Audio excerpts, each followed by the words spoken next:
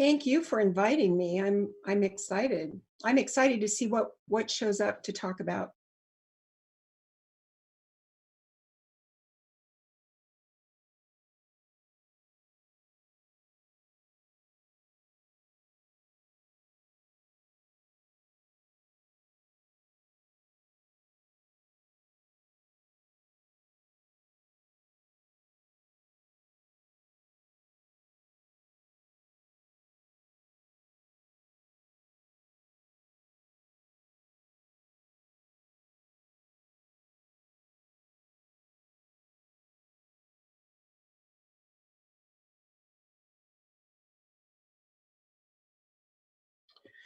Well, I was pondering this morning, actually, how I never really had put it all together, actually, until this morning.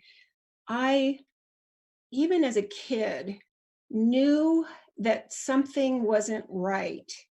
I did not grow up in a religious family. I got delivered to a Methodist church on Sunday. I grew up on a farm in the Midwest, that kind of thing. My father died when I was young. And so my mother, we would see UFOs, and this was before the Project Blue Book was written. So we'd see a thing in the sky and she'd say, let's go see if we can find it. And of course, we never did.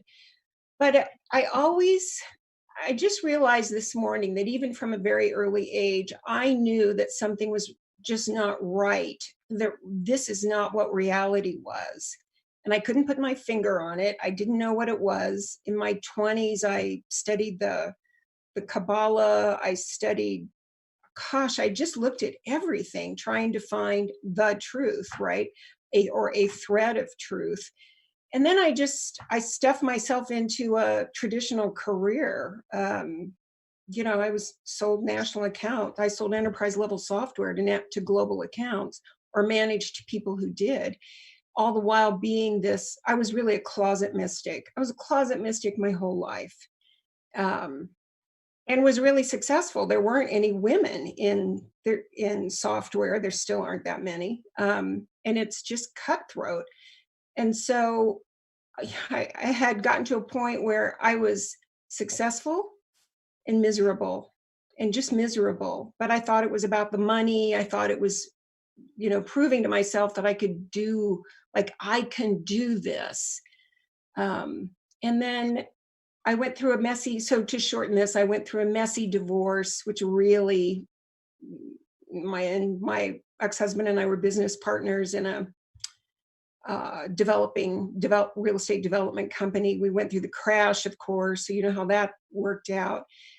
And it really made me walk my talk. He was somebody who thought women shouldn't even vote, when it got down to it. So that was the first thing that really made me look at, do I really believe what I say I believe? And I had been, I used to travel all week and then come home and do sacred geometry groups and trance channeling groups, or group or channeling, all that stuff. So I have really had this life of polar opposites. So the messy divorce was the first point where I really said, okay, if I'm going to turn my life around, it's my beliefs. But that wasn't enough because I'm so stubborn. Um, and then about a few years after, well, about 5 years ago, I was in an accident and I couldn't walk. I literally couldn't walk. I couldn't sit up for 3 months. And at that point, I was a manufacturer's rep. I couldn't work. I was straight commission. So that was really the moment when I said, okay, you win. I remember looking up, sitting at my dining room table, looking up and just saying, okay, you win. Whatever it is that I came here to do before I took on this body, okay, if I'm going to be homeless, I guess I'm going to be homeless. I am really good at doing. I I have that push type A personality, developed masculine, and I was really good at doing. And at some point we hit the wall. I hit the wall, and the doing didn't work. And that was my total surrender. I had money, I had debts. I didn't even have money. At one point, I got down to $134. That's it. And my electric bill, I lived in Phoenix, my electric bill was higher than that. So, I mean, that's what it took for me. I'm here to work with people that so that it doesn't have to be that hard. I didn't really have mentors. Most of us, I'm in my 60s, most of us early indigos did not have mentors. We didn't have role models.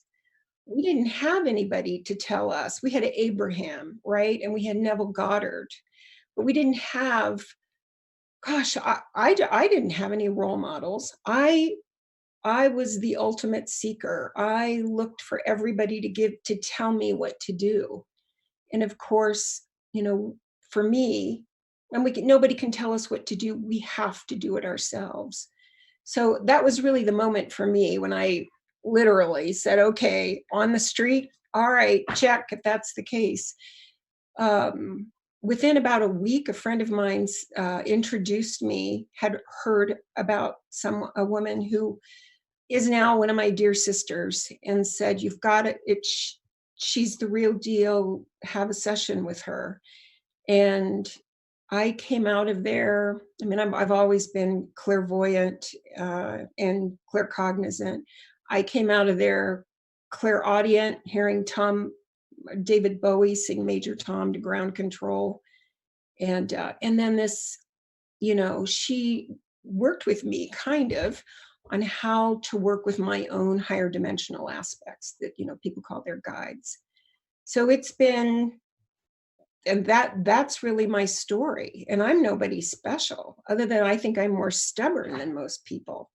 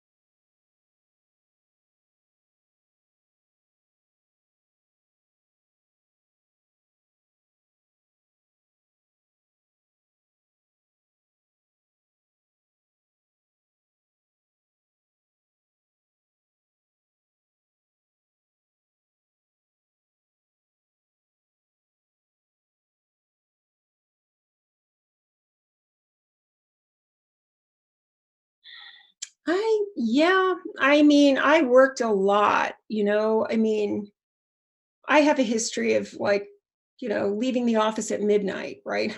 So so I always made time for it. He did to some degree, because the people that we end up partnering with, no matter how long it is, they get drawn in for a reason, right?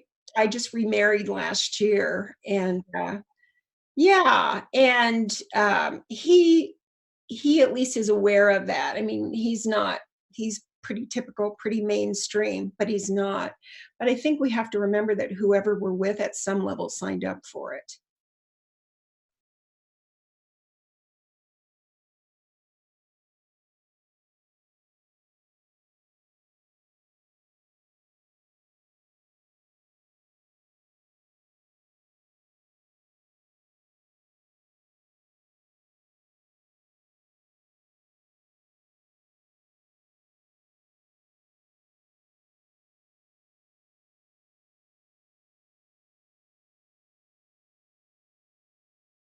Same terminology, so it's not as if we're not human.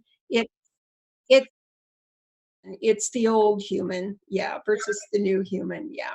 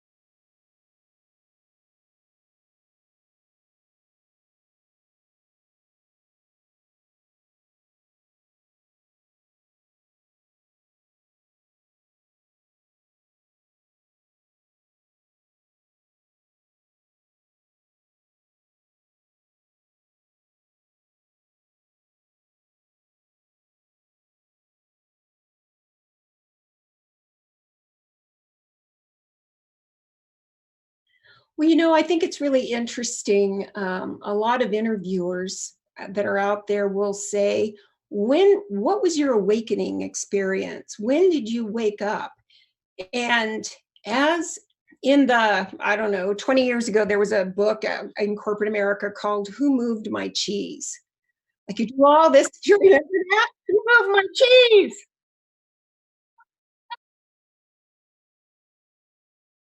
And I cannot even I mean, awakening, I don't even know what that means now because there's so many levels of it. Uh, Maybe we don't wake up until I mean, I don't know. Maybe we never really experience, we keep going into different manifestations of having a light body and being light. So I don't even know what awakening is. I couldn't tell you. Because you're right, we are layers and layers of beliefs. I guess my I guess my thought is that as long as we're still in form, even, some of us are seeing everybody others shimmer in and out of form, right? That's happening for a lot of us now. But does that mean we're awake? Does that mean there's no more excavation to do? I mean, I'm just not delusional anymore.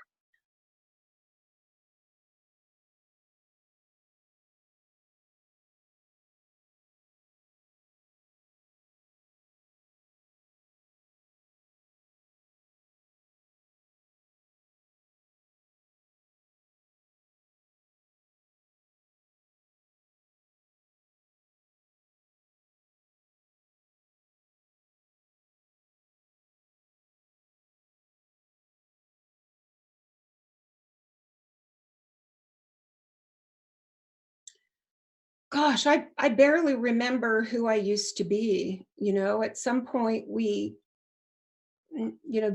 this journey that we're on for everybody now is so accelerated. We don't live in linear time anymore because so much happens around us. I was going to say to us because it feels like that, right? So much happens to our human that creates such emotional turmoil or excavation that you know time it's just we don't live in time anymore. Here's what I would say. I lived my life in fear. When I had well into a six-digit income guaranteed, I still had fear.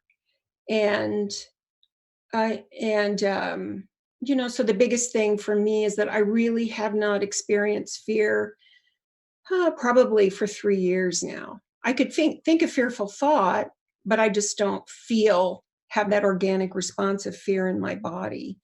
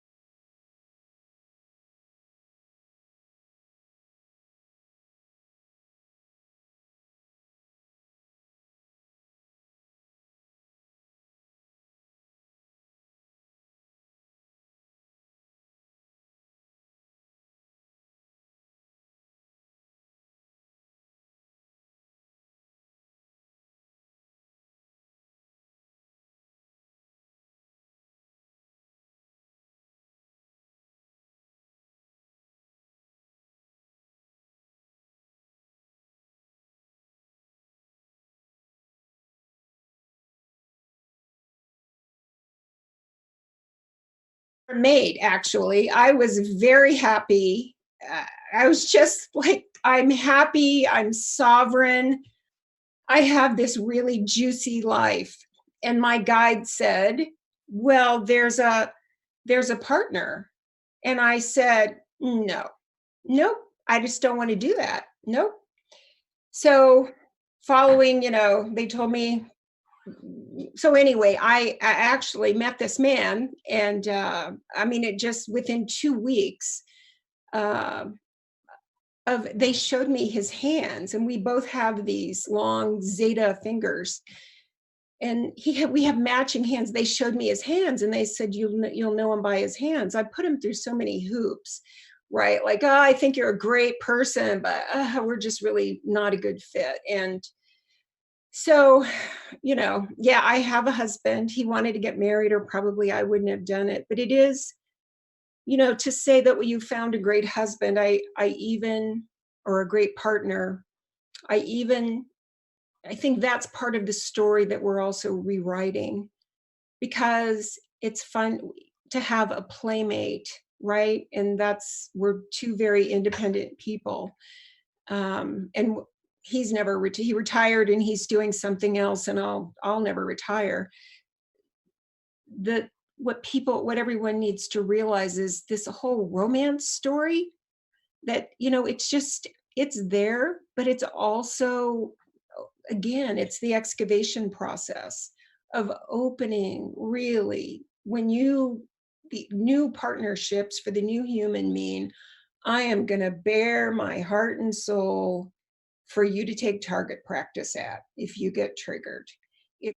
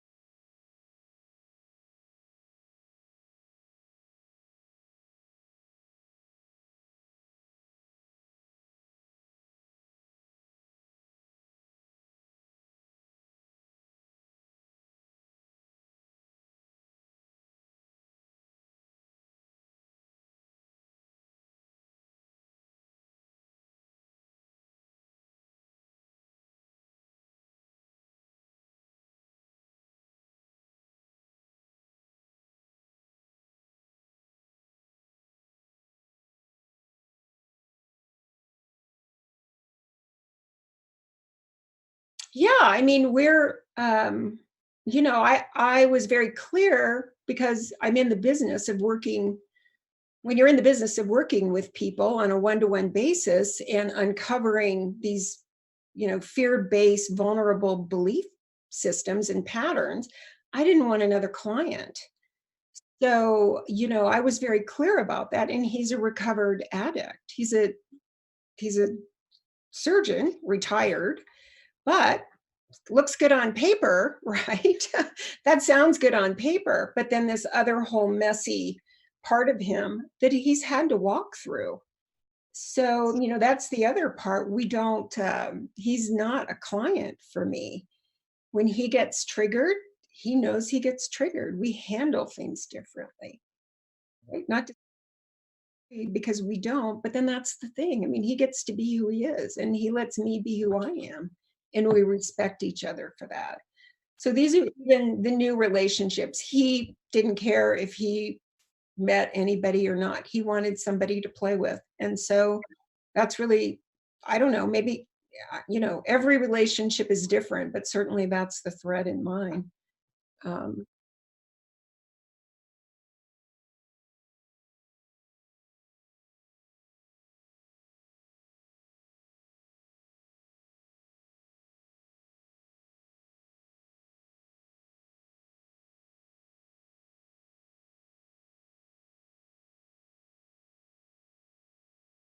sure. Um, What started to come through me, and because it's really what it is, what started to come through me a few years ago or 3 years ago was the what I was told is the full activation of the diamond light body, and there are different, there's different levels of the diamond light body. And then last year, what started to come through is what I they call it the Eden template, and there or the Eden blueprint. It's really the restoration or the activation of this original template that we hold in us before any of the distortions uh, set in. When we talk about patterning, really, and you were mentioning how we build an entire identity based on fear. My guides show it to me like, here's the Eden template, our pristine blueprint of we know who we are, and it's also the template for full embodiment. And then we start, at some point in our lives, we start to believe in fear and that we're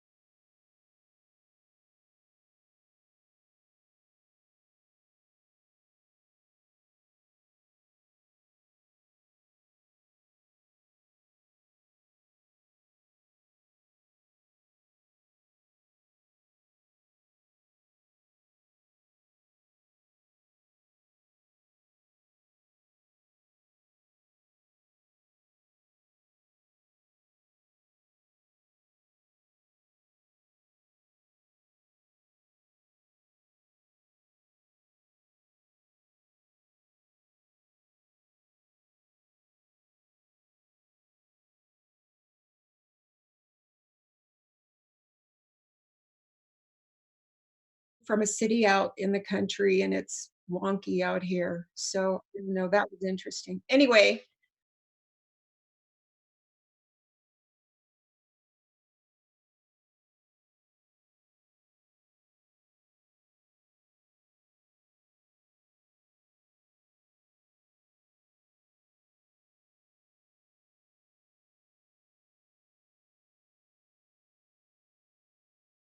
yeah. So it just started to come through me. I mean, they started activating, they meaning my higher aspects, and those who work through me. I'm not sure who really does the work anymore. But they started activating this Eden template, and I see it as, you're right. I mean, we have all these false identities, and it's time for those to come off now. like it's like and it's easier now. It's like pulling a string and a building falls down. I call those timeline collapses where whole identities just go poof. That's why it's so hard to remember who you were 5 years ago or 10 years ago, because when we collapse those, we can't access those memories anymore. So that started to happen. And then it became very clear that the work that's coming through me is ideally suited for entrepreneurs.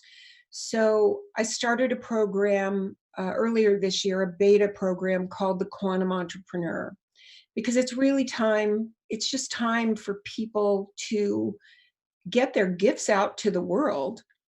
And it's time, and they need to have a role model. And this is, why I'm passionate about it. I have a business background. It's time to combine being a mystic and being a business person and unleash yourself on the world, because the world is just starting to wake up. There are so few of us now that really understand that reality isn't real, that it's like it's malleable, that anything is possible. It's like, it's just magical to live this way. So I started my first beta group this summer, and I'm actually working with someone now to develop an online course. And my next group, live group, which will start hopefully in October, and I'm working on a book as well. I do one-on-one sessions. Those are really powerful, obviously, as you know. Because you can go into trauma timelines that are in the way and dissolve those, and people get really the one-on-one help that they need. So, but that's primarily what it is. And we're all in this time of expansion right now. And so I don't know exactly what's next. Um, one of the other things that I do is we do retreats with my best friend, Teresa Lutenager. We've done 4 so far. We just did one here in the States. We just came back from Mount Shasta. There were 25 people that came in, and truly this one was different in that we comprise a council that at times on the planet have of great change we've been embodied. And these are some of the powerhouses from across the planet that a lot of people know, whose names are so well known. And we had a few people from Australia, a couple people from England, and then the rest were from here in the States. And it was like reuniting with, if I'm a finger on my hand, it was like reuniting with your other fingers. And you mentioned earlier about competition. When we really know who we are, when we really embody the unique note, my guides love to use musical notes. When you know what your note is, and you absolutely know that nobody else can sing it or sound it, then there really is no competition. You come together with other people and they may deliver a similar message, but they deliver it in such a way that more people say, wow, I get it. And that's really why, hopefully, most of us who are doing this as a business, that's why we're doing it. I don't care if somebody gets the message from me. I want people to get the message that the cage doors are open. You're free to be who you came here to be without limits. So I know that I will be involved in some collaborations with some of these people. So I'm excited about that. That's still percolating. Uh, my website is Vital Enlightenment. My last name is Vitale, Vitale. And so my website is vitalenlightenment.com. And it's just like the energy that we're in now, it's in the process of being redone. My web folks are working on a new website that will be up hopefully in the next couple of weeks.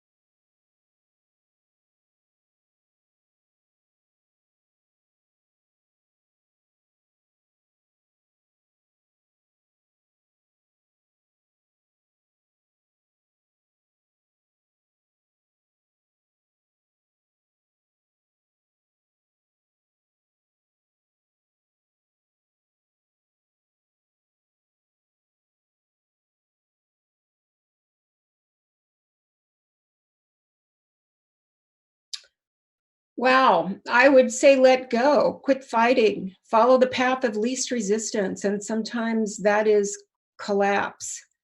I mean, the biggest gift that we can give to ourselves is our joy. I never knew that, right? I just never knew that. I used to think people were flaky who changed their minds, and I just called them flaky, and these they were the wise ones. We are here to be the divine child. We're here to follow our joy, to know that magic lurks behind every corner and is waiting for us. So we need to start, I would say, question everything. You know, if you don't know who Byron Katie is, check out her work. Ask with every thought, ask yourself, is this really true? Everything is a belief, and we can, it's just, a belief is just a thought we just keep thinking. So let everything go that is held together with bubble gum and string, because it's going to go. It's just going to go anyway. Whatever is ours really is ours, and it's a destiny. I believe in destiny points. Not that everything is predetermined, but there are many things in our lives that we, as a soul, we said, this is what I'm going to do. And it can either be easy or it can be hard. And when we have a life built around that false self, it's not easy. And my divorce and all that was the hardest thing I've ever done. It turned me inside out. And that was the best thing I've ever done, because we don't know how powerful we are until we've had to face the impossible. We don't know how fearless we are until every fear comes up. We're not a mere human at the whim of some kind or not so kind universe. We are projecting it all. And the movie can be anything that we want. So that's what I would say. Let it go. Choose to be happy. Start wherever you are. Find some little thing. If you can't find something to be joyful about, I used to go out and water the plants when I was going through my hardest times, because it was a break, and I would check in and say, love my heart. Um, well, there's lots of programs out there for dealing with those wounded aspects, but that's what I would say. Start from where you are and know that whatever you're going through, it's for a reason. We are, as Rumi said, we are the universe in ecstatic motion. It's who we are, and it's time to play in that.